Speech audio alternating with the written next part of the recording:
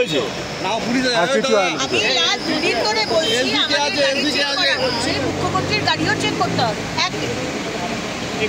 সেখানে তারা উত্তর দিতে পারছেন না।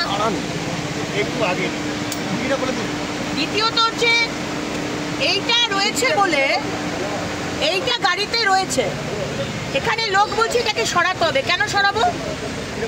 বড় বড় টিএমসি এমএলএদের গাড়ির পিছনে যখন মমতা ব্যানার্জির এগিয়ে বাংলা তৃণমূল কংগ্রেস লেখা ছবি দেওয়া গাড়ি যাচ্ছে, তখন সেগুলোকে তো বলছেন না গাড়ি ঢুকবে না। এইটা থাকলে অসুবিধা হচ্ছে, এক মিনিট কোনো গাড়ি আগে যাবে না। এইটা যদি থাকে বলা হচ্ছে এটাকে সরাতে, কেন কেন সরানো হবে? কেন সরানো হবে?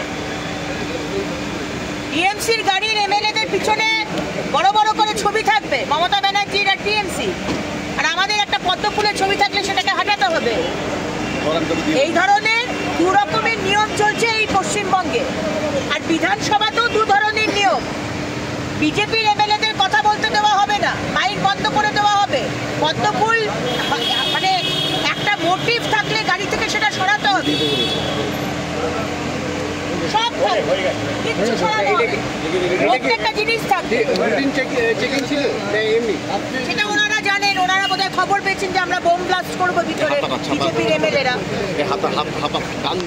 তাই তো বোম ব্লাস্ট করবো বোধহয়।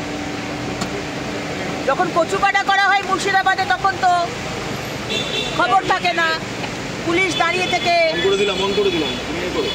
হিন্দুদের নিধন করা হয়। আপনি গাড়ি के डिक्की खोल के चेक किए गए हैं।